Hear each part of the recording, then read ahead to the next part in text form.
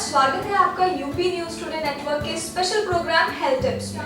आज हम बात करेंगे गर्मियों में होने वाली बीमारियों के बारे में। तपती धूप ने गर्मी का रिकॉर्ड तोड़ दिया है।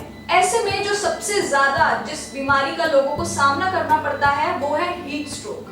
तो आज हमारे साथ मौजूद हैं डॉक्टर सैयद हारून इकबाल, जिनसे हम बात करेंगे और जानेंगे कि गर्मियों में कौन सी प्रमुख बीमारियां हैं जिससे मोस्टली लोग सफर कर रहे हैं आजकल और उनसे कैसे बचा जा सकता है। बहुत बहुत स्वागत है सर आपका हमारे स्पेशल प्रोग्राम में। नमस्कार सर, मैं जानना चाहूंगी आपसे, गर्मियों में जो प्रॉब्लम देखी जाती है वो सबसे ज्यादा है हीट स्ट्रोक की, तो उसके क्या सिम्टम्स हैं और उससे कैसे बचा जा सकता है?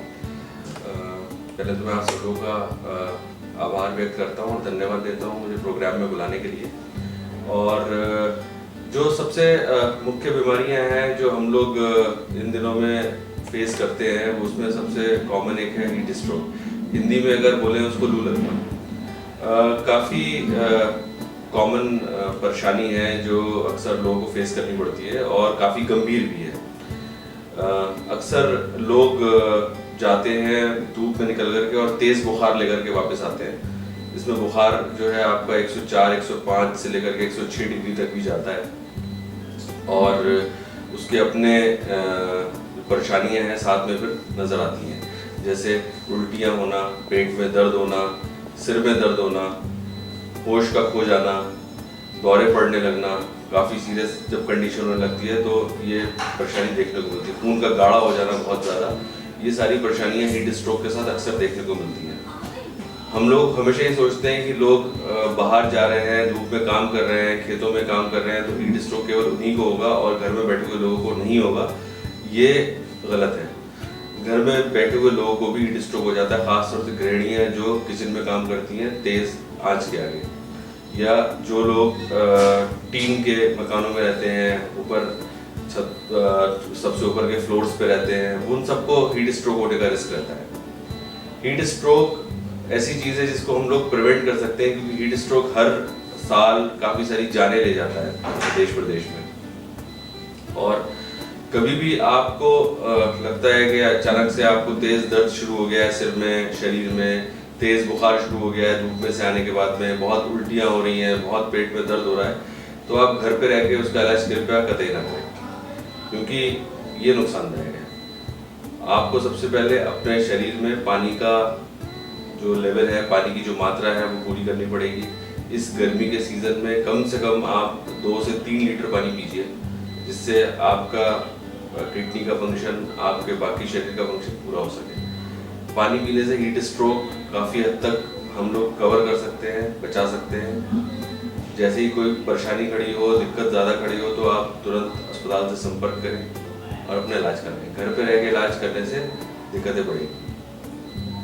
दूसरी समस्याएं जो हम लोग इस बारिश के सीज़न में फेस करते हैं वो है अक्सर लोगों को डायरिया हो जाता है, पेट खराब हो जाना, दस्त हो जाना। ये बच्चों में और बड़ों में दोनों में देखने को मिलता है। उसका रीज़न है काफ़ी हद तक इन दिनों में पानी दूषित हो जाता है और बरसात में बीमारियां भी तेज़ी के साथ फैलती हैं क्योंकि जो नमी है मौसम की वो कीटाणुओं को फैलने में मदद करती है। और ख़ास तौर से भारत जैसा देश जहाँ पे चेंजिंग क्लाइमेट होता है और काफ़ी कोशिशों के बाद भी हम लोग इन्फेक्शियस डिजीज़ को एलिमिनेट नहीं कर पा रहे हैं, ख़त्म नहीं कर पा रहे हैं, तो हमें अक्सर चैलेंजेस फेस करने पड़ते हैं।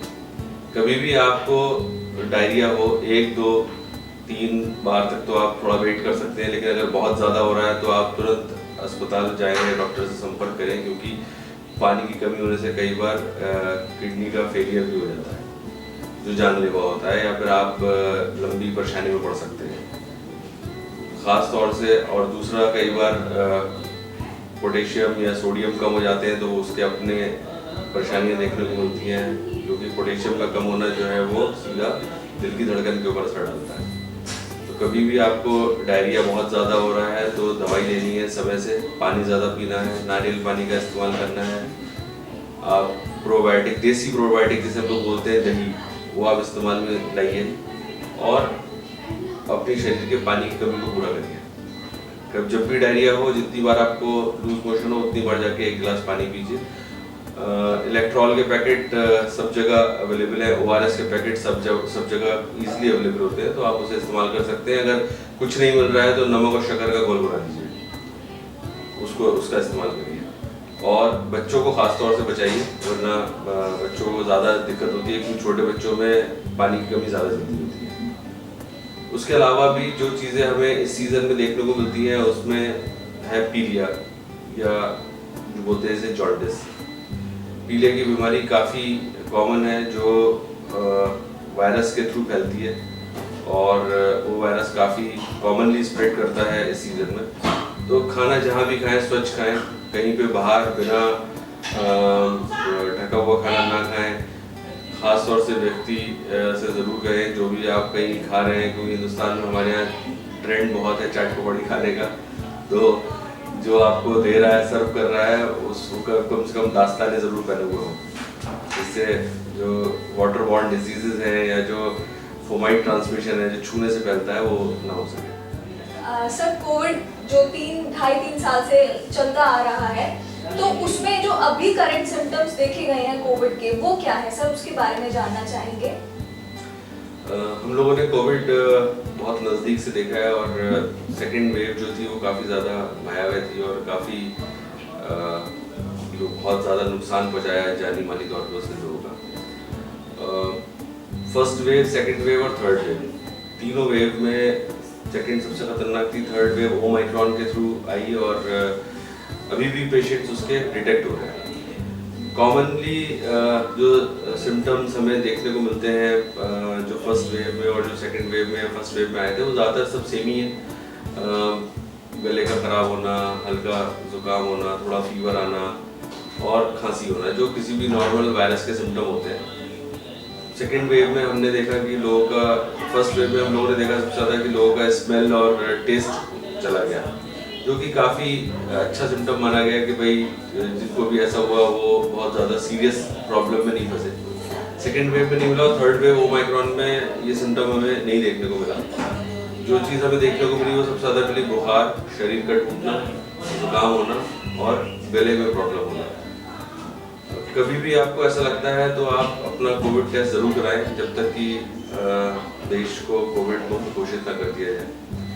कोई भी जुकाम, आजकल बहुत सारे वायरसेस फैलते हैं दिनों में, रेस्पिरेटरी इन्फेक्शंस फैलते हैं, लेकिन अगर आप वैक्सीनेटेड नहीं हैं तो आप अपना कोविड टेस्ट ज़रूर कराइए। वैक्सीनेट होने के बाद भी अगर आपको सिम्टम्स आ रहे हैं, या फैमिली में किसी को सिम्टम आए हैं, या आपको लगता है कि आप किसी के कॉन्टैक्ट में आए हैं, तो आप अपना टेस्ट ज़रूर कराइए। उसको नज़रअंदाज नहीं करना है, क्योंकि वो हानिकारक हो सकता है। जब तक कि कोविड को पूरी तरीके से मुक्त न कर दिया जाए, घोषित न कर दिया जाए, जब तक सावधानी बरतिए, मास्क ज़रूर लगाइए, और सोशल डिस्टेंसिंग जो आजकल हम लोग बिल्कुल भी पालन नहीं कर रहे हैं, कोशिश करें उसका पालन करने के लिए, क्योंकि जीवन जो है वो बहुत ज़रूरी है। सर, मॉनसून के साथ साथ गर्मी भी हो रही है अभी, तो मॉनसून में जो लोगों को मौसम बदलने पर जो पिंपल्स, दाने वगैरह जो निकलते हैं, इन्फेक्शंस जो हो जाते हैं, तो उससे कैसे बचा जा सकता है। मौसम बदलने पे जो प्रॉब्लम्स आती हैं, खास तौर से दाने निकलना, पिंपल्स निकलना, ये वक्ती दौर की बीमारियां हैं जो टेम्परेरी फेज है, वो परमानेंट नहीं होती हैं, और इनके साथ में जो है वो आप अपनी त्वचा का ध्यान रख सकते हैं। हाथ मुंह लगातार धोइए, और पसीना जितना हो उससे बचिए। तो इसलिए बहुत सारे पाउडर्स और बहुत सारे क्रीम्स अवेलेबल हैं मार्केट के अंदर, जो आप इस्तेमाल कर सकते हैं, जो मुहासों के लिए भी आती हैं, बहुत सारे आप उन्हें इस्तेमाल कर सकते हैं। और जो भी सबसे ज़रूरी है, आप अपना पानी का सेवन ज़्यादा करिए। जितना आप हाइड्रेट रहेंगे उतनी स्किन की प्रॉब्लम्स कम होंगी। खाना अच्छा खाइए, हल्का खाइए, सब्जियों का इस्तेमाल ज़्यादा करिए, नॉन वेजिटेरियन फूड को थोड़ा कम इस्तेमाल में लाइए, चिकनी तली हुई चीज़ें थोड़ी कम इस्तेमाल में लाइए, तो आप इन स्किन की बीमारियों से या त्वचा की बीमारियों से थोड़ा सा बचे रहेंगे।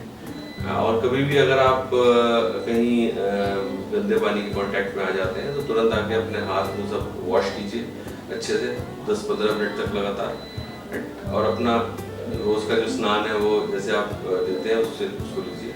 आपकी स्किन की जो बीमारियां हैं वो दूर रहेंगी। तो ये थे हमारे साथ डॉक्टर सैयद हरुण इकबाल, जिनसे हमने बात की और जाना कि इस गर्मी में आपको हाइड्रेट रहने की बहुत ज़रूरत है। तो अगर आपको कुछ भी हीट स्ट्रोक के सिम्टम्स मालूम होते हैं तो आप अपने पास के फिजिशियन को दिखा सकते हैं, और सबसे ज़रूरी बात कि हाइड्रेट रहिए। ऐसी इंफॉर्मेटिव वीडियोस के लिए देखते रहिए यूपी न्यूज़ टुडे नेटवर्क। धन्यवाद।